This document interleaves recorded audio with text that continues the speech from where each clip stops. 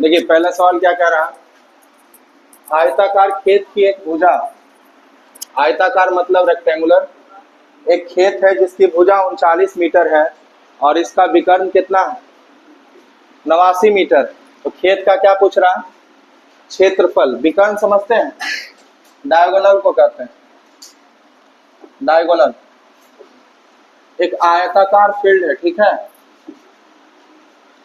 इसकी अगर विकर्ण की बात करें तो इसका जो आपका विकर्ण है वो कितना है,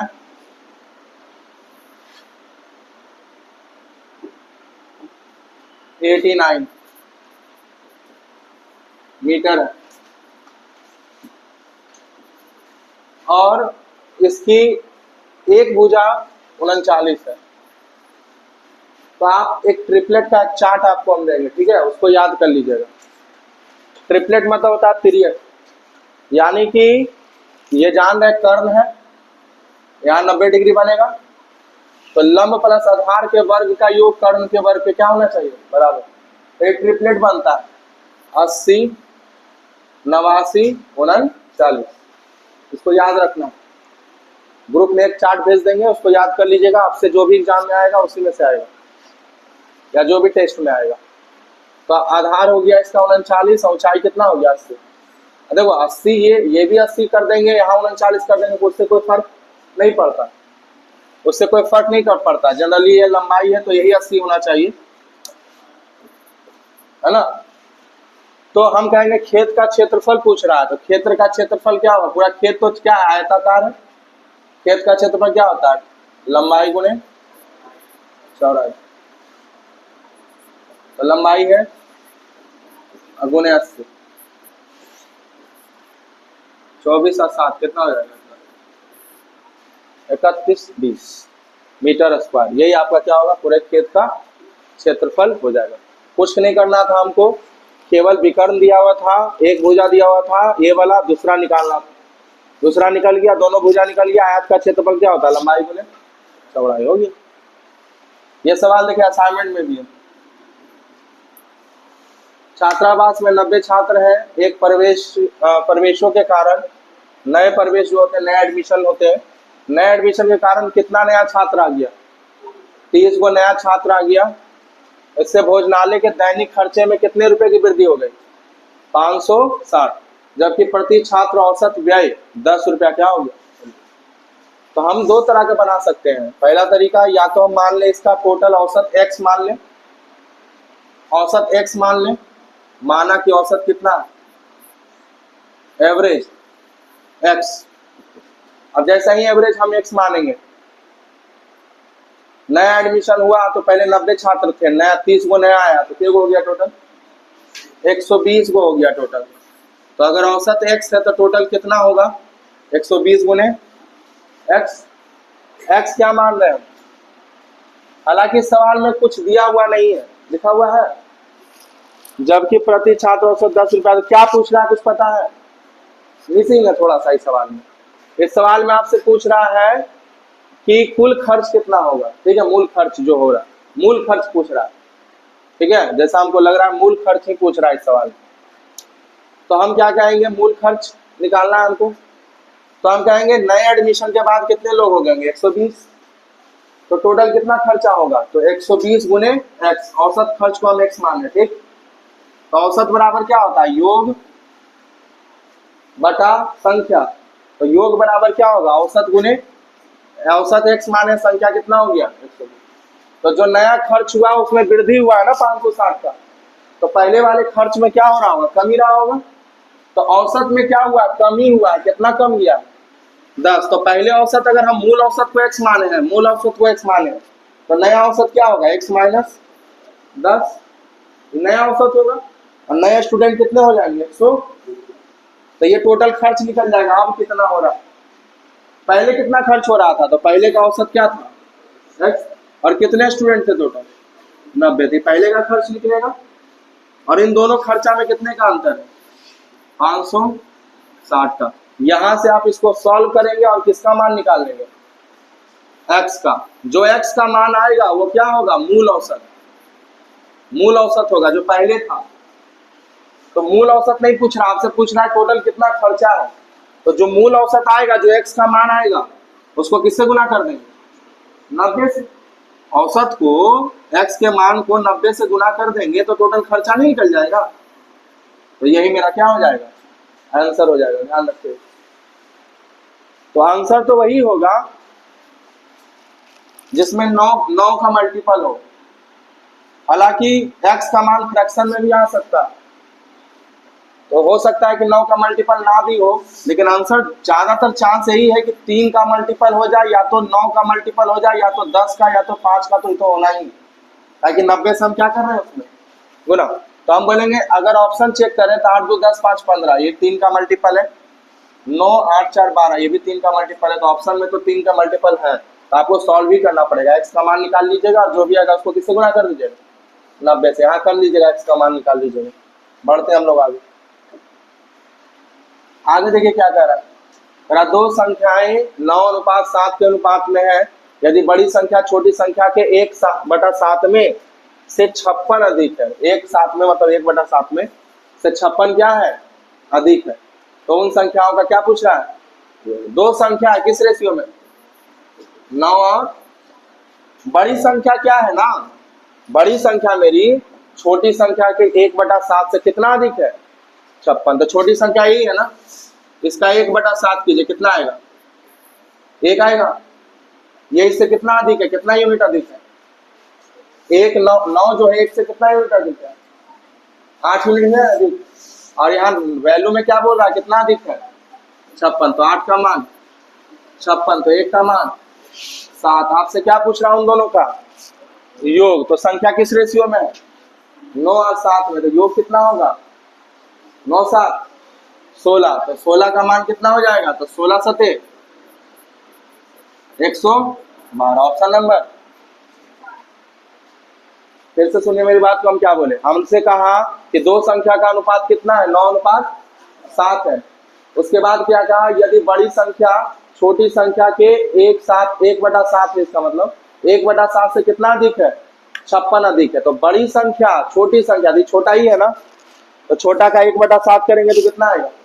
1। बड़ी संख्या इससे कितना अधिक दिख रहा है आपको? 8। तो 8 का मान ही क्या है? 56। 1 का मान निकाल लिया, 16 का मान। योग पूछ रहा है। 54 नंबर क्वेश्चन देखिए, ये भी अच्छा क्वेश्चन है। तरह ओ केंद्र वाले एक वृत्त में ए पी बी बिंदु बी पर स्पर्श रेखा है। ध्यान दीजिएगा,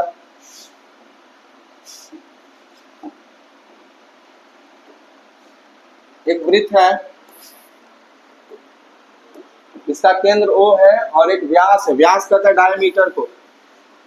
तो व्यास केंद्र से गुजरेगा एम, और एक स्पर्श रेखा है ए पी बी। स्पर्श रेखा मतलब वैसी रेखा जो वृत्त के किसी एक बिंदु को छूकर निकल जाए, वैसे रेखा को हम कौन सी रेखा कहते हैं? स्पर्श रेखा। जैसे यही स्पर्श रेखा कहलाती है। एक ऐसी रेखा जो मतलब वृत्त के परिधि को टच करते हुए क्या हो जाए? निकल जाए, एक बिंदु पर टच करे ऐसे। तो यही कौन सी रेखा कहलाती है?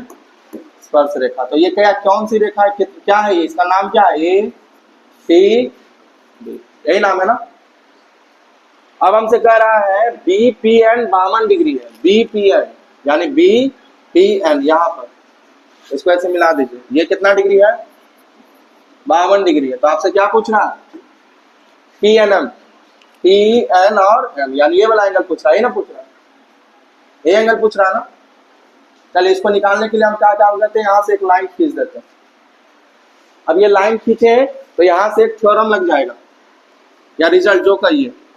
कभी भी केंद्र से, केंद्र मतलब सेंटर से, वृत्त के अगर स्पर्श रेखा पर एगो लाइन खींचा जाए इस तरह से, तो केंद्र से स्पर्श रेखा पर खींची गई रेखा हमेशा उस पर क्या होती है? 90 डिग्री का कोण बनाती है, यानी लंब होती है। याद रखिएगा, कहाँ से खींची जानी चाहिए? केंद्र से। कहाँ पर खींची जाना चाहिए? स्पर्श रेखा पर। कितना डिग्री का कोण बनाएगी? 90 डिग्री का। तो अगर ये पूरा 90 है और ये 52 है, तो ये निकल जाएगा ये वाला। कितना होगा ये? 90 में से 52 जाएगा, कितना होगा? 38 होगा। 38। अब देखो, ये रेडियस है, ये रेडियस है ना, त्रिज्या है ना। त्रिज्या किसको कहते हैं? केंद्र से परिधि पर कोई भी एक दूरी अगर खींची जाए तो क्या होती है? वो त्रिज्या होती है। ये त्रिज्या, ये भी क्या है। तो आप जानते हैं कि एक त्रिभुज में जब दो भुजा क्या हो, बराबर हो, तो इसको समद्विबाहु त्रिभुज कहते हैं, आइसोस्केलस ट्रायंगल। और आइसोस्केलस ट्रायंगल के आमने सामने के कोण, जो भुजा बराबर है उसके आमने सामने के कोण भी क्या होते हैं, बराबर होते हैं। तो अगर ये 38 है तो ये कोण भी कितना होगा, 38 डिग्री ही होगा। बात समझ में आया। ये कोण अगर 38 है तो ये भी कितना डिग्री होगा, 38 ही होगा। ठीक है, कोई दिक्कत। बढ़े आगे। ये 54 नंबर सवाल था, बना था ये सवाल, बना था आपसे, बढ़ जाता है। अगला देखिएगा, जरा नीचे दिया गया है कि आयत एक चित्र एक जिले के 50 चयनित खिलाड़ी द्वारा स्थानीय क्रिकेट टूर्नामेंट में बनाए गए औसत रनों की बारंबारता बंटन को दर्शाता है। औसत चित्र का अध्ययन कीजिए और उसके में बाद दिए गए प्रश्नों के उत्तर दीजिए। प्रश्न कहा गया, प्रश्न पूछ रहा है कितने खिलाड़ी ने 30.5 या इससे कम रन बनाए हैं। 30.5 देखिए कहाँ लिखा हुआ है, यही है ना। तो इतना या इससे कम, कितने विद्यार्थी हैं टोटल, 6 गो बनाया है इतना और 10 गो बनाया है इतना, 16 हो जाएगा ना, 10 6 16 हो जाएगा टोटल। टोटल कितने विद्यार्थी होंगे, 16 होंगे, नहीं होगा, हाँ या ना बोलिए। चलिए 56 नंबर देखिए। देखिए बनाने का तो आप 56 नंबर आप भी बनाए होंगे, बट हमारा तरीका देखिए अभी आप 56 नंबर का तरीका देखिए बेटा।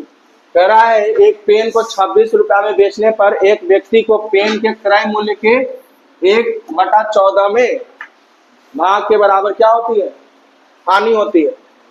ठीक, कितना में बेचने पर, 26 रुपया में बेचने पर कितना की हानि होती है, 1/14 की क्या होती है, हानि। तो लाभ या हानि हमेशा किस पर होता है, क्रय मूल्य पर।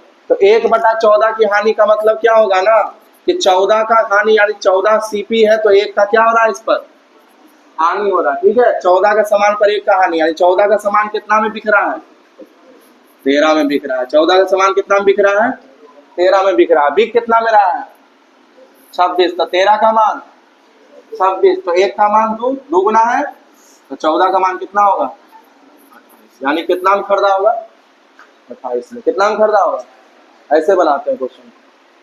हमने क्या बोला कि 1/14 की हानि होती है, तो लाभ या हानि हमेशा किस पर होगी, क्रय मूल्य पर। तो क्रय मूल्य 14 है तो 1 का हानि हो रहा है, यानी कितना में बिक रहा हो, 13 में। लॉस हो तो सीपी में से घटा देते हैं और प्रॉफिट हो तो सीपी में जोड़ देते हैं, क्या निकालने के लिए, 10 की।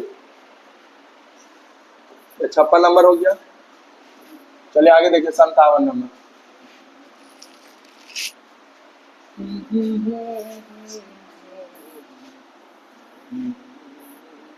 57 नंबर देखिए क्या कह रहा है 57 नंबर देखिएगा।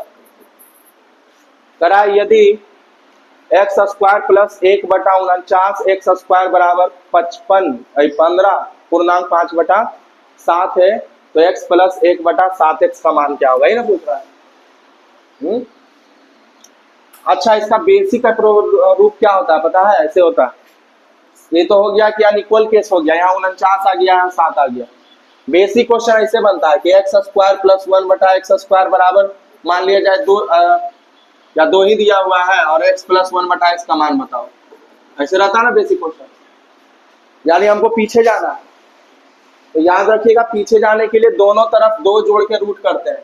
दोनों तरफ क्या मतलब, ट्रिक इसका होता है कि अगर x² प्लस 1/x² बराबर 2 दिया हुआ है और हमसे x प्लस 1/x पूछ रहा है, यानी कि हम एक स्टेप पीछे जा रहे हैं, पावर 2 से पावर 1 में जा रहे हैं, तो अपने मन से इस दी गई संख्या में 2 जोड़कर क्या कर देते हैं, रूट कर देते हैं। तो 2 2 4 4 का रूट क्या हो जाएगा, यानी इसका आंसर क्या है। अगर यहाँ 34 रहता तो 2 जोड़ के रूट कर देते हैं, यानी कितना हो जाता आंसर, बात समझा। तो यहाँ भी वही चीज है, 2 क्यों जोड़ते हैं पता है, 2 इसलिए जोड़ते हैं कि 2 इधर जोड़े तो 2 अपने मन से इधर भी जुट गया है। तो 2 जोड़ने पर क्या बना, a² plus b² plus 2ab, जहां से ab क्या हो गया, कट गया। क्यों, क्योंकि ऊपर भी x था नीचे भी x था। लेकिन जब अनइक्वल केस रहे तो ऊपर नीचे कट नहीं पाता है, क्योंकि ऊपर x तो कट जाएगा लेकिन 7 क्या हो जाएगा, बच जाएगा। 7 क्या हो जाएगा, बच जाएगा। तो इसका पैटर्न ध्यान रखिएगा कि अगर मान लिया जाए यहाँ एक्स स्क्वायर लिखा हुआ है और प्लस 1/r² एक्स स्क्वायर लिखा हुआ है, बराबर में ये दिया हुआ है, ठीक, ऐसे क्वेश्चन का पैटर्न बता रहे हैं हम, और आपसे x + 1/rx पूछे, तो आपको क्या करना है कि केवल दो जोड़ के रूट नहीं करना है, दो के साथ r में डिवाइड करके इसका क्या करना है, रूट करना है। दो के साथ r को डिवाइड करके, क्यों, क्योंकि यहाँ पर एक्स्ट्रा है कौन, r²। तो अगर नीचे r रहे तो r से डिवाइड करके, और यही r कहाँ रहता, ऊपर, यानी 49 यहाँ रहता, यहाँ 49 रहता और 7 कहाँ रहता, यहाँ। तो यहाँ पर r से क्या करके रूट करते, गुना करके, क्या करके रूट करते, गुना करके। तो जान दीजिए ऐसे क्वेश्चन बस ऐसे चुटकी बन जाएगा। क्या जोड़ना है, 2/7, क्या बोले, क्या जोड़ना है ये में, अरे क्या है यहाँ पर 15.5 इसमें क्या जोड़ेंगे 2/r, r क्या है देखो तो 7 का स्क्वायर होता है ना आंसर, तो r क्या है 7, यानी 2 नहीं केवल जोड़ेंगे, क्या जोड़ेंगे 2 बटा, इसका क्या कर देंगे रूट। अब कितना पूर्णांक तोड़ने लग जाएगा, पूर्णांक नहीं तोड़ना है। यहाँ क्या छुपा होता है, यहाँ क्या छुपा होता है प्लस, तो 15 + 5/7 और 2/7, तो 5/7 और 2/7 कितना होगा 7/7, 7/7 का मतलब क्या होता है 1, तो 15 और 1 16, और 16 का रूट करना है हमको, तो 16 का रूट क्या होगा, 16 का रूट ±4, क्योंकि ये स्क्वायर का मान है ना इसका, ±, समझे कैसे बना। इस तरह से चीजों को करेंगे हम।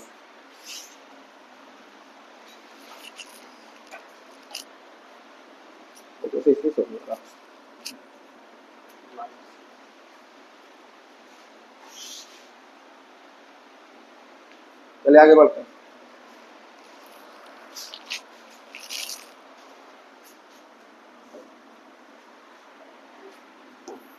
अगला कह रहा है बिंदु ए बी सी और डी वृत्त के एक वृत्तीय बिंदु इस प्रकार है कि DOC बराबर 73 है, ABC बराबर 215, AOD पूछ रहा है।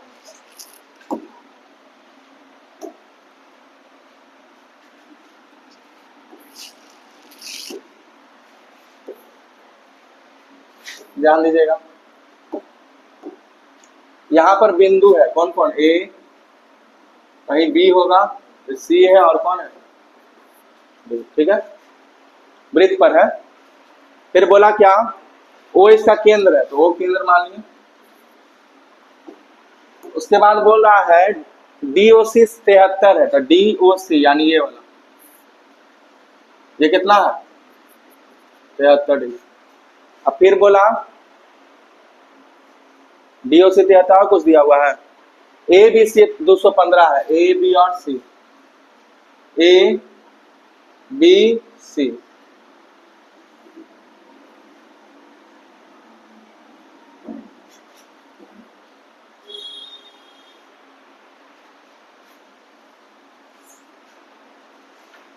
ABC 215 है, ABC 215। आपसे क्या पूछ रहा है, AOD, AOD मतलब ये वाला कौन पूछ रहा है, ये ना पूछ रहा है।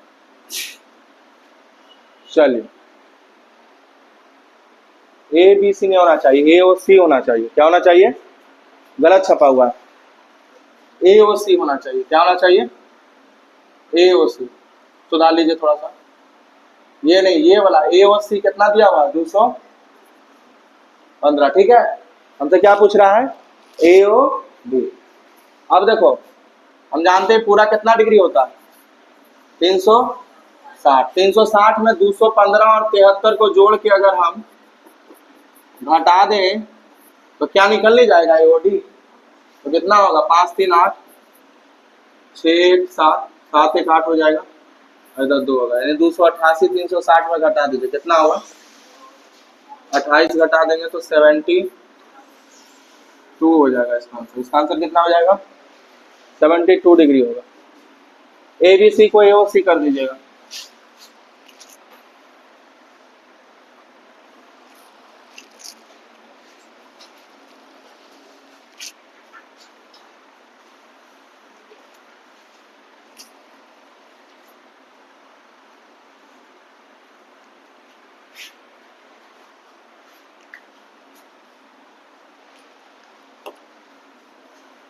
देखो, ट्रिग्नोमेट्री में पिछले क्लास में हम लोग कुछ कॉन्सेप्ट्स को देखे थे, इसी तरह से हम लोग देखते रहेंगे, आगे बढ़ते चलेंगे।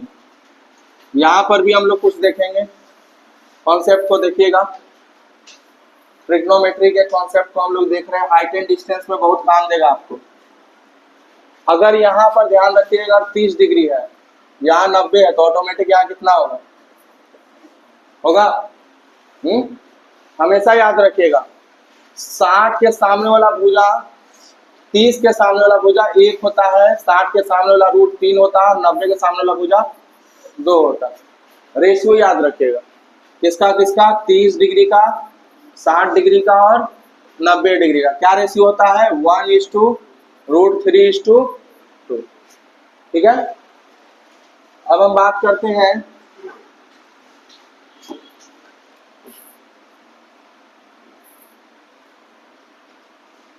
जैसे जैसे कॉन्सेप्ट आएगा वैसे वैसे सीखेंगे हम लोग। अगर यहाँ 45 डिग्री है और यहाँ भी कितना डिग्री है, ये 90 है, तो यहाँ क्या होगा, यहाँ होगा, ध्यान रखिएगा, यहाँ 1 होगा, यहाँ 1 होगा और यहाँ क्या होगा, √2। यानी कि 45, 90, 45, 90 और 45 का जो रेशियो होता है वो कितना होता है, 1√2, 1√2 और 1 होता है। इतना याद रखिएगा। बोलेंगे क्या है इससे फायदा सर जी, तो बोलेंगे इससे फायदा ये है कि अगर दीवार के सहारे अगर इस तरह का सवाल आ जाए कि दीवार के सहारे एक सीढ़ी का उन्नयन कोण 45 डिग्री है, सीढ़ी की लंबाई दिया हुआ है और दीवार और सीढ़ी के पाद के मध्य बीच की दूरी पूछ रहा है, तो हम बोलेंगे भाई यहाँ पर ऐसे दीवार हो गया, ये सीढ़ी हो गया। उन्नयन कोण मतलब दो तरह का कोण होता है, तो जानते हैं ना, उन्नयन कोण मतलब एंगल ऑफ एलिवेशन, यानी नीचे से ऊपर देख रहा है। यहाँ कितना डिग्री का उन्नयन कोण है, आंख यहाँ पर है, और अवनवन कोण बोलेगा तो ऊपर से नीचे देख रहा है, तो उन्नयन कोण कितना डिग्री बन रहा है, 45। तो जाहिर सी बात है 45 है, तो ये भी कितना होगा, 45। 12 सेंटीमीटर, 12 मीटर क्या दिया हुआ है, सीढ़ी की लंबाई कितना दिया हुआ है, सीढ़ी तो यही होगा ना, सीढ़ी की लंबाई कितना दिया हुआ है, 12 सेंटीमीटर। तो आपसे किसकी पूछ रहा है, इन दोनों के बीच की दूरी ना पूछ रहा है, इसके आधार और इसके आधार के बीच की क्या पूछ रहा है। हम अभी बताएं कि 90 के सामने वाला ये ऐसा फिगर बनाना, ऐसा बनाना, तो 90 के सामने वाला क्या बताएं, √2 और 45 के सामने वाला 1, तो हम डायरेक्ट बोलेंगे कि √2 का मान कितना, 12, तो 1 का मान कितना, 1 का मान कितना, 6√, नहीं होगा, √2 से डिवाइड करेंगे 12 को तो कितना आएगा, 6√, कोई साइन नहीं लगाना है, कोई कॉस नहीं लगाना है। एक और क्वेश्चन होगा, इसको ध्यान में रखिएगा, नोट डाउन करके यहाँ पर फिर बैक आएंगे हम लोग, कितना पेज नंबर में आ जाएंगे यहाँ पर बैक, टेंशन नहीं लीजिए, बढ़ते हम लोग आगे। समझ में आया बात, वहां पर फिर से एक बार समझाइए। अब देखो इसको हम कर लीजिएगा, इसको हम 3 दिन से बता रहे हैं, फॉर्मूला पर, कौन सा फॉर्मूला पर है इस बार, कौन सा लगेगा, ABBC वाला है और A+B+C है, 3 फॉर्मूला 4 फॉर्मूला बता चुके हैं आपको, देख लीजिएगा, नहीं बनेगा तो कोई हमसे पूछ लेंगे, फिर इसके लिए कोई दिक्कत नहीं है। ग्राफ का क्वेश्चन है, दिए गए ग्राफ में अध्ययन कीजिए और उससे संबंधित प्रश्नों को उत्तर दीजिए। ठीक है, सारा कुछ दिया हुआ है, देख लीजिएगा। इसका आंसर आ गया, बताना पड़ेगा इसको, करा इसको चाहिए ऐसे वक्त, अच्छा इधर आ गया, इसको बताना पड़ेगा क्या, B द्वारा प्राप्त किए गए कुल अंक और C द्वारा प्राप्त किए गए कुल अंक के बीच का अंतर पूछ रहा है। तो B द्वारा कुल कितना होगा, देखिए यहाँ पर 80, 60, 70, यानी टोटल कितना हो जाएगा, 210। B के द्वारा कितना है टोटल, 210। और C द्वारा कितना है टोटल, C ना पूछ रहा है जी, C द्वारा कितना है टोटल, C यहाँ है, देखिए तो 80, 70, 90, तो 80, 70, 90 मतलब क्या, 240। दोनों में कितने का अंतर है, तो यही तो पूछ रहा है, खाली जोड़ना था, घटा देना। कौन सा नंबर था, 61 नंबर। चलिए आइए सर आगे बढ़िए, 62 नंबर देखिए।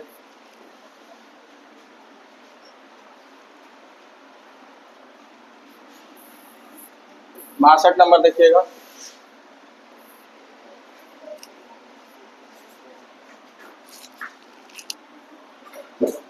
कह रहा एक ट्रेन 99 किलोमीटर प्रति घंटा की चाल से चल रही है। यदि ट्रेन 565 मीटर लंबी है और तो 595 मीटर लंबी सुरंग को पार करने में कितना समय लेगी। ठीक है, ध्यान दीजिएगा, मेरी बात को सुनिएगा। अब देखो इस तरह से जब भी क्वेश्चन आए तो ट्रेन अगर मान लिए कभी बोले किसी बिंदु को पार कर रही, तो वैसे स्थिति में ट्रेन किसकी लंबाई को पार करती है? खुद के लंबाई को पार करती है। जैसे वो बिंदु है या पेड़ है या कोई आदमी है, खड़ा है, स्थिर है, अगर इसको ट्रेन पार करेगा तो पार कब कहलाएगा? जब यहाँ पार हो गया ना पार, तो किसके लंबाई को पार किया? खुद के लंबाई को। लेकिन वही अगर मान लिया जाए कोई ब्रिज है, कोई टनल है, कोई पुल है, कोई सुरंग है, समझे, तो किसकी लंबाई को पार करेगा? मान लीजिए देखो प्लेटफॉर्म भी बोल सकता है, तो प्लेटफॉर्म की खुद की लंबाई है ना, पेड़वा का लंबाई है कुछ नहीं। तो देखो पार करेगा तो पार कब कहलाएगा? जिसको ऐसे पार कर रहा है प्लेटफॉर्म में पार कर रहा है, तो जब तक ऐसे पूरा निकलेगा नहीं पार कहलाएगा। तो किसके लंबाई को पार किया? इस खुद के लंबाई और प्लेटफॉर्म की लंबाई। तो जब कोई ब्रिज को पार करे, कोई टनल को पार करे, कोई पुल को पार करे, तो वैसे स्थिति में ट्रेन खुद के लंबाई को पार करती है और साथ ही साथ उस ब्रिज के या टनल के या फिर प्लेटफॉर्म के लंबाई को भी क्या करती है? पार करती है। यानी लंबाई को जोड़ देते हैं। क्या कर देते हैं? तो ट्रेन द्वारा कितना दूरी तय किया गया होगा? तो ट्रेन द्वारा तय किया गया दूरी कितना होगा? 565, जो उसकी खुद की लंबाई है, और साथ ही साथ सुरंग की लंबाई जो कि कितना है? 975। नहीं, अब पार कर रहा, कितने चाल से पार कर रहा? 99। कितने देर में पार करेगा ये पूछ रहा। तो टाइम बराबर क्या होता है? ये डिस्टेंस निकल गया अब बटा स्पीड। स्पीड कितना होता है? 99। लेकिन हमको पता है ये किस में दिया हुआ? मीटर में। और ये स्पीड किस में दिया हुआ? किलोमीटर पर आवर में। हमसे किस में पूछ रहा? सेकंड में। तो स्पीड को किस में बदलना पड़ेगा? मीटर पर। तो मीटर पर सेकंड में बदलने के लिए किससे? 5/18। तो यहाँ देखिए 9 से 11 बार में 9 दूनी 18 होगा। तो नीचे तो होगा 11 × 5 = 55, 2 ऊपर चला जाएगा। तो पहले ऊपर जोड़ दीजिए, 5 × 5 = 10 हो गया, और 9 × 4 = 9 × 5 = 15 14 हो गया, और 15 हो गया, 1540।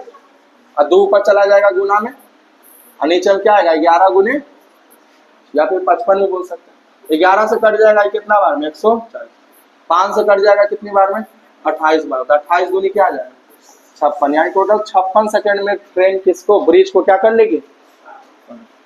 समझ में आया? ये क्वेश्चन भी काफी चर्चित सवाल रहता है, एग्जामिनेशन में बहुत बार पूछा गया है ऐसे सवाल। 63 नंबर की बात हम कर रहे हैं, ध्यान दीजिएगा। 87605 x31y ये किससे कट रहा है?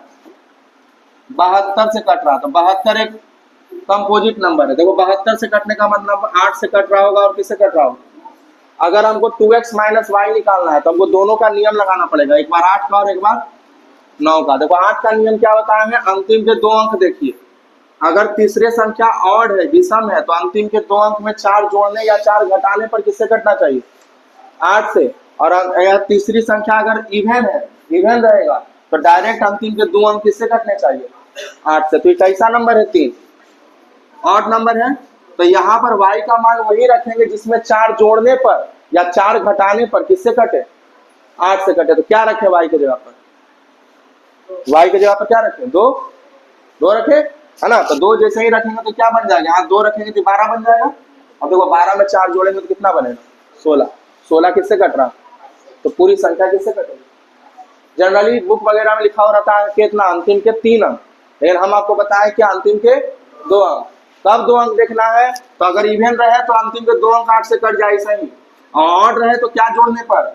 4 जोड़ने पर या 4 घटाने पर। ठीक है, तो हमने कहा यहाँ 12 रखेंगे अब, यानी y का मान क्या फिक्स हो गया? 2 रखेंगे तो 12 बनेगा, 12 में 4 जोड़ेंगे तो किससे कट जाएगा? 8। और कोई नंबर नहीं रख सकते हम। अब देखो 9 से कटने का नियम होता है, अंकों का योग किससे कटना चाहिए? 9 से। कल भी इसका यूज किए थे हम लोग, याद है ना? तो 9 से देखो कैसे कटता है। तो बोले थे कि जो जहां जहां 9 बन रहा है उसको हटा दो। तो 6 6 3 9, 8 1 9, 7 2 9, बचा क्या? 5। 5 बचा, और कौन बचा? x। अब 5 में क्या जोड़े कि 9 से कट जाए? आप बोलेंगे 4 जोड़ दीजिए, 5 4 9। 4 ही होगा ना, तो x का मान कितना हो गया 4 हो गया। अब हमसे क्या पूछा था 2x माइनस 3y, तो 2 गुने 4 माइनस y का मान कितना आ गया 2, तो 4 दूनी 8 में 6 गया, कितना बचेगा 2, तो 2 इस सवाल का आंसर है। किसी को तकलीफ है तो बोलिए, एनी बॉडी जिसके बॉडी में तकलीफ है, चलिए बढ़ जाए आगे। चलिए 64 नंबर देखिए क्या कह रहा, कह रहा sine theta plus cosec theta is equal to कितना दिया हुआ है 7। हमसे पूछ रहा sine cube theta plus cos cube theta. अब जानते हैं ना a प्लस बी जब दिया हो, आप देखो ए क्यू प्लस बी क्यू का फॉर्मूला जानते कि नहीं जानते? ए क्यू प्लस बी क्यू का फॉर्मूला क्या जानते हैं आप लोग? 2 फॉर्मूला होता है। यहाँ हम कौन सा लगाएंगे, यहाँ ये वाला लगाएंगे, a प्लस बी का whole cube minus 3ab into A plus B. पहले भी लगा चुके हैं हम, इस सीरीज में ही लगा चुके हैं, मतलब जब से हम बढ़ा रहे हैं ये वाला बैच, इसमें इसी बैच में बताया आपको। तो हमने क्या बोला, ये फॉर्मूला लगा देंगे, यानी ए की जगह पर साइन थीटा है और बी की जगह पर कौन सा है कॉसेक थीटा। ए की जगह पर साइन थीटा और बी की जगह पर कॉसेक थीटा। तो बोलेंगे sign theta plus cos theta का क्या करना हमको क्यूब, तो 7 का क्यूब करेंगे तो कितना आएगा, अरे sign theta plus cosec theta कितना दिया हुआ 7, तो 7 का क्यूब कितना हो गया। अब बोलेंगे 3ab, sir sine theta into cosec theta तो नहीं दिया हुआ है सर। अरे भैया sine theta into cosec theta करेंगे तो साइन कट नहीं जाएगा, क्यों? क्योंकि हम जानते हैं कि साइन थीटा कॉसेक थीटा जो है साइन थीटा का क्या है रेसिप्रोकल है। तो sine theta into cosec theta अगर हम करेंगे तो कट के क्या हो जाएगा 1, क्योंकि कॉसेक थीटा बराबर क्या होता है 1 बटा साइन थीटा होता है। तो साइन थीटा क्या हो जाएगा कॉसेक थीटा बराबर 1 बटा साइन थीटा और सेक थीटा बराबर 1 बटा कॉस थीटा। तो इसीलिए यहाँ 1 हो जाएगा, नहीं हो जाएगा। और a प्लस बी कितना दिया हुआ 7, यानी 343 में हमको क्या घटाना 7 दिया 21, तो कितना आ जाएगा आंसर 300। यही सवाल का आंसर हो गया। चौथा गया सवाल में कि a किसी काम को 12 दिन में कर सकता है, 6 दिन काम किया है और उसके बाद क्या हो गया चला गया, तो 6 दिन में आधा काम किया होगा, उसी आधा काम को कौन किया है बी कितने दिन में किया है, तो बी आधा काम 10 दिन में कर सकता है, तो पूरा काम कितने दिन में करेगा 20 दिन में करेगा, दुगना समझ लेगा। तो ए ने 12 दिन में किया, बी ने 20 दिन में किया, पूरा काम क्या मान लिया 60। क्षमता कितना आ गया 8, किसका क्षमता 3, तो दोनों मिलकर कितना दिन में कर लेगा, तो 60 बटा 5 3 8, तो 8 से भाग लगा दिया 60 को, कितना आ गया 12.5। चलो इसको बना लेंगे आप सभी, तो आसानी आ रहा है। निम्न मतलब दिया गया शारीरिक श्रमिक का कुल घरेलू व्यय दिया हुआ है। व्यय पूछ रहा है ऐसे श्रमिक कितने हैं जिसकी कुल व्यय 350 रुपया और इससे अधिक उन श्रमिक की संख्या कितने प्रतिशत कम है जिनकी कुल व्यय 250 रुपये से कम है। तो देखो 350 या इससे अधिक, तो 350 वाला कहाँ से शुरू है 40, तो उससे अधिक कौन कौन है 16 और 10, तो 56 और 10 कितना 66। और इधर फिर क्या बोल रहा है आपसे 250 से कम जिनका कुल व्यय 250 से क्या हो कम, 250 नहीं बोल रहा 250 से क्या बोल रहा है कम तक, 250 से कम यानी इधर नहीं, तो 15 और 40 कितना 55 और 55 और 20 कितना 75। और यही पूछ रहा है कितना परसेंट इससे क्या है अधिक है, तो कितना अधिक है, तो आप निकाल लो कितना अधिक है इससे 5 4 9 9 किस पर 66 से ना।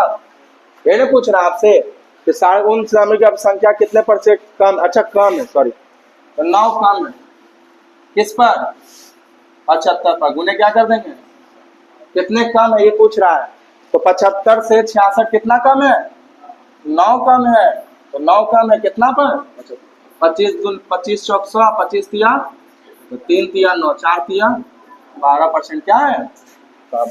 तो हमसे बोले ना 350 या उससे अधिक, तो 350 वाला को भी लेंगे, यहाँ से 350 स्टार्ट है या उससे अधिक तो उसको भी लेंगे, ठीक है। बड़े आगे अगला कह रहा है कि 2,60,000 रुपए की धनराशि पर अर्जित 12% ब्याज का उपयोग स्कूल में हर वर्ष, मतलब कि 2,60,000 पर जो ब्याज मिलेगा ना 2,60,000 पर जो ब्याज मिलेगा कितने के रेट से 12% के रेट से, उसका उपयोग किस लिए किया जा रहा है 24 को छात्र को छात्रवृत्ति प्रदान के लिए किया जा रहा है। तो प्रत्येक छात्र को कितना मिलेगा, कितना रुपया का छात्रवृत्ति देना जा रहा है? तो बोलेंगे 2,60,000 का कितना परसेंट? 12% को क्या में दिया गया है? छात्रवृत्ति में दिया गया। कितने लोगों में बांटा गया? 24 लोगों। तो 24 से क्या कर दिए इसको? नहीं कर देंगे है? तो प्रत्येक को कितना मिलेगा ये पूछ रहा है। तो देखो 0 से 0 काट दो, 12 दूनी ये कट जाएगा कितना बार में? तो प्रत्येक को कितना मिलेगा? तो आसान क्वेश्चन नहीं था। हमसे बोला कि 2,60,000 रुपया के 12% का इस्तेमाल किस लिए किया जा रहा है? छात्रवृत्ति देने के लिए। तो 2,60,000 का 12% कैसे निकालते हैं? तो 12/100 कितने लोगों में बांटा जाएगा छात्रवृत्ति? 24। तो किससे भाग दिए? 24 से। आप लोग क्या करते हैं, पहले 12% निकालते हैं और फिर उसको 24 से क्या लगाते हैं। तो वैसे करने में टाइम जाएगा। आपको डायरेक्ट क्या करना है कि लिखना 12/100, यहीं पर किससे भाग लगा देना। तो 12 दूनी क्या कट गया? 24 और 2 से कट गया। नहीं आ जाए आंसर तुरंत। ऐसे सीखिए कर्म, ठीक है। अब देखो क्या करा, करा दो संख्याएं, एक तीसरी संख्या से क्रमशः कितना कितना कम है? 37 और 30%। तो बोलेंगे ये नंबर ए है, ये बी है और ये क्या है? सी को 100 मान लिए। सी को क्या मान लिए? 100। अब देखो एक संख्या जो है ना तीसरी संख्या से जो पहली संख्या 37% कम है। तो 37% कम करने का मतलब कितना रहा होगा? तो आप बोलेंगे सर 63 रहा होगा। कितना रहा होगा? 100 से 37% कम, तो कितना रहा होगा? 63। और दूसरा 30 कम है तो कितना रहा होगा? नहीं रहा होगा। तो आपसे पूछ रहा पहली संख्या दूसरी संख्या पहली संख्या से कितने % अधिक है? तो कितना अधिक है? 7। कौन किसके बारे में पूछ रहा है? पहली संख्या ना। तो पहली संख्या 7 अधिक है, तो किसके रिस्पेक्ट में निकालेंगे? कौन अधिक है? दूसरी संख्या। किससे अधिक है? ए से। तो 7 अधिक है किससे? ए से। 7/63। परसेंट पूछ रहा, तो परसेंट के बदले गुना 100। कितने बार में कट जाएगा? 9 बार में। तो आंसर आ गया कितना? 100/9 इस सवाल का। ठीक है, ये 68 नंबर क्वेश्चन था। इससे पहले ये बना लेंगे आप लोग, ये हम नहीं बताएंगे। 70 नंबर में देखिए क्या कह रहा है। रेखा आरेख का अध्ययन करें और निम्न दिए गए प्रश्नों का उत्तर दे। रेखा आरेख वर्ष 2010-2015 तक दो ऑटोमोबाइल कंपनी ए और बी में निर्मित वाहनों की संख्या को निरूपित करता है। एक्स अक्ष वर्षों तक, वाई अक्ष हजारों की संख्या को निरूपित करता है। ठीक है। कंपनी बी द्वारा 10 से 15 वाहनों में औसत संख्या की तुलना में 2016 में निर्मित होने वाले वाहनों की संख्या में 70% वृद्धि का अनुमान लगा रही है। देखिए बी का निकाल लीजिएगा 2010 से 2015 तक का क्या औसत कितना का अनुमान लगा रही है? 70% का। तो 70% का वृद्धि कर लीजिएगा। उसके बाद क्या बोल रहा है? 2015 में कंपनी ए द्वारा निर्मित हुए वाहनों की संख्या की तुलना में 16 में निर्मित होने वाले वाहनों की संख्या में अनुमानित कितना % की वृद्धि किया जाए ताकि वो कंपनी बी के अनुरूप हो जाए, मतलब उसी के बराबर हो जाए। तो आप देख लीजिएगा कितना है अभी और कितना बनाना है, दोनों का डिफरेंस कर लीजिएगा और वही निकाल लीजिएगा कि उसका कितना %। समझाया? तो इसको आप लोग घर में बना के लाइएगा, नहीं बनेगा तो हमसे फिर पूछ लीजिएगा। अगला क्या कर रहा है? 71 नंबर, एक त्रिभुज का आधार ऐसे वर्ग की परिमाप है। चलिए पहले इसको हटाते हैं, आगे बढ़ते हैं। कह रहा है 71 नंबर, एक त्रिभुज का आधार एक ऐसे वर्ग के परिमाप के बराबर है जिसके विकर्ण कितना है? 7√।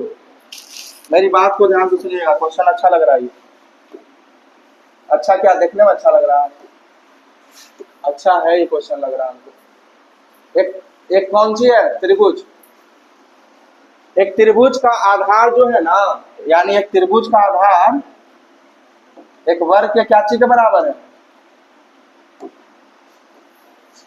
एक त्रिभुज का जो आधार है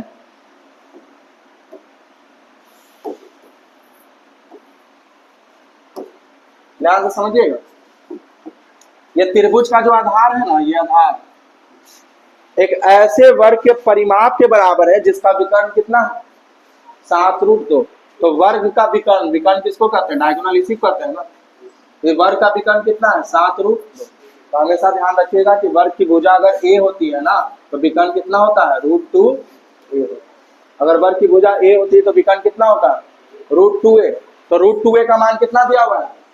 7√2। इसका मतलब ये कितना रहा होगा? 7। तो ये इसका आधार कितना रहा होगा? तो बोला है कि उस वर्ग के परिमाप, परिमाप मतलब क्या? अगर भुजा 7 है तो परिमाप कितना रहा होगा? पेरीमीटर, पेरीमीटर कितना रहा होगा? 7 चौक।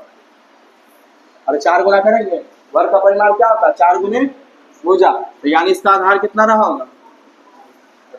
ठीक है, आधार हो गया क्लियर। उसके बाद क्या बोला, इसकी ऊंचाई कितने के बराबर है? इसकी ऊंचाई वर्ग के भुजा के बराबर है, जिसका क्षेत्रफल कितना है? 169। मतलब एक और कोई वर्ग है, इसकी ऊंचाई जो है ना, एक और कोई वर्ग है उसके भुजा के बराबर है, जिसका क्षेत्रफल कितना है? 169। तो वर्ग का क्षेत्रफल क्या होता है? भुजा स्क्वायर। तो भुजा स्क्वायर 169 है, तो भुजा कितनी रहेगी? 13। यानी कि इसका हाइट जो है ना कितना हो जाएगा? तो बोल रहा है कि ऐसे वर्ग की भुजा के बराबर है जिसका क्षेत्रफल 169 है, इसका मतलब इसका हाइट कितना हो जाएगा? 13। तो इसका हाइट कितना हो गया? 13। तो क्या पूछ रहा है? इस त्रिभुज का क्षेत्रफल पूछ रहा है। तो त्रिभुज का क्षेत्रफल क्या होता है? 1/2 गुने आधार गुने ऊंचाई। तो 2 से काटेंगे कितने बार में? 14 बार में। 14 दिया 42, 4 14 4 18 182। इस सवाल का क्या हो जाएगा? देखो आ गया ना क्वेश्चन 72 नंबर। समझ रहे? देखो क्या करा, 10 मीटर लंबी एक सीढ़ी एक ऊर्ध्वाधर दीवार से टिकी हुई है, जो दीवार से 30 डिग्री का कोण बनाती है। दीवार से 30 डिग्री का कोण बना रही है, यानी कितना डिग्री का कोण बना रही है? 30 डिग्री का कोण बना रही है। अब क्या कह रहा है, इसके जमीन से दीवार तक की क्या पूछ रहा है? ऊंचाई। अच्छा, जमीन है ना, और जमीन जो हुआ ना सीढ़ी का, ये जमीन, और यहाँ से दीवार तक का क्या पूछ रहा है? ऊंचाई पूछ रहा है। ठीक है, अब आओ, अब इस सीढ़ी का लंबाई कितना दिया हुआ? 10। तो जमीन से, अच्छा जमीन से दीवार का क्या पूछ रहा है? यानी ये हाइट पूछ रहा है ना। चलो तो अब देखो 30 के 90 के सामने वाला कितना है? 90 के सामने वाला 10 है, तो 60 के सामने वाला क्या होगा? √3 बताए थे अभी। ये 90 है तो कितना हो जाएगा? 60। तो अगर मान लिया जाए 90 के सामने वाला 10 है, तो 30 के सामने वाला 5 होगा, और 60 के सामने वाला कितना होगा? √3। तो 1 का मान अगर 5 दिया हुआ है, तो √3 का मान कितना होगा? तो 5 गुने 1.73। तो गुना कर दो, 5 या 15, 7 बचे 35 और 1 36 और 5 3 8, यानी 8.65 इसका आंसर होगा। Option number C. Option number C मिलवाए थे। हाँ, तो सी ही होगा आंसर इसका। दीवार के साथ, सही सोच रहा है। दीवार के साथ ही कितना डिग्री का कोण बना रहा है? 30 डिग्री का कोण बना रहा है। तो 30 डिग्री हो गया। उसके बाद क्या बोला? इसकी जमीन से दीवार तक की ऊंचाई। तो जमीन ये हो गया, और दीवार का क्या पूछ रहा है? पूरा ऊंचाई पूछ रहा है। तो हम फिर से एक बार समझा दें आपको, हमारा जो तरीका है वो हम समझा दें आपको। यहाँ कितना डिग्री का कोण है? ये 10 किसके सामने वाला का मान दिया हुआ है? तो हम आपको अभी थोड़ा देर पहले बता के आए, याद कीजिए। हम आपको थोड़ा देर पहले बता के आए हैं। क्या बता के आए? कि यहाँ पर रेशियो बता के आए आपको। रेशियो क्या बताए थे आपको? कि अगर 90 की बात करें तो 90 के सामने वाला 2 यूनिट होता है, 30 के सामने वाला 1 होता है, 60 के सामने वाला कितना होता है? √3 होता है, बताए ना। तो यहाँ ध्यान दीजिए, यहाँ ध्यान दीजिएगा। तो ये क्या है भाई? 10 किसके सामने वाला? 90। तो 2 का मान 10, 1 का मान कितना? 5। तो आपसे कितना मान पूछ रहा है? √3 का ना। 60 के सामने वाला पूछ रहा है, यानी √3 का मान। तो कितना आएगा? 8.65 होगा। चलिए ठीक है, नेक्स्ट क्वेश्चन देखिएगा। कह रहा है 2a + 3b into 2c - 3d बराबर 2a - 3b into 2c + 3d। इसको तो सॉल्व करना है, आता ना गुना करना।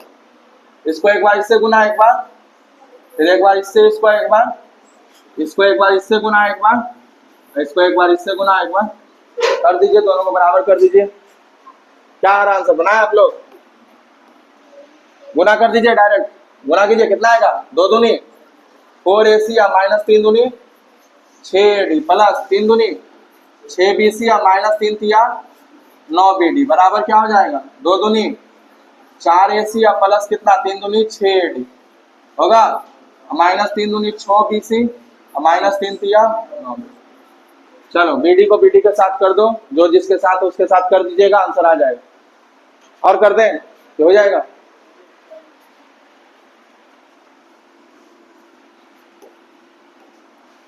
सब चीज कर एकदम चाहिए, बना के नहीं छोड़ी। अगला 74 नंबर देखिए क्या कह रहा है। एक व्यक्ति पंखे को इतना रुपये में बेचता है तो 15% का क्या कमाता है? ध्यान से देखिएगा, इतना में बेचता है ना तो कितना का लाभ कमाता है? 15% का। इतना में बेचने पर कितना परसेंट का लाभ कमाता है? 15%। इसका मतलब ये कितना का वैल्यू है? नहीं है, ये कितना का वैल्यू है? 115। तो जितना का वैल्यू दिया रहा है नीचे लिखते हैं, एक ही बार में अगर आंसर लाना है तो। और हमको क्या पूछ रहा है कि 20% लाभ अर्जित करने के लिए पंखा को कितना में बेचना पड़ेगा? नहीं, तो 20% लाभ मतलब कितना में बेचना होगा? 120, यानी 115 का मान दिया हुआ, हमको कितना का मान निकालना, समझे? तो कुछ नहीं करेंगे, इसको 120 बटा 115 से क्या कर देंगे, काट पीट देंगे, आंसर आ जाएगा। कर लीजिएगा, आंसर आ जाएगा। करना पड़ेगा, कर लीजिएगा, आ जाएगा। यहाँ देखिए क्या पूछ रहा है, 21.4 सेंटीमीटर आधार और 15.5 सेंटीमीटर ऊंचाई वाले त्रिभुज का क्या पूछ रहा है?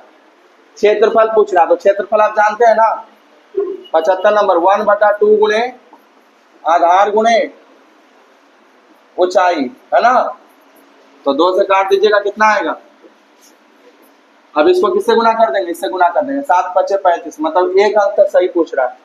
गुना कर दीजिएगा, बस आंसर आ जाएगा, और कुछ नहीं करना है। इसको डीएस भी नहीं लगा सकते, क्यों? क्योंकि दशमलव के एक स्थान तक पूछ रहा है, तो गुना करना पड़ेगा प्रॉपर। उसको गुना करिएगा, आंसर आएगा। बताइए, आपको दिक्कत हो गया ना? खत्म।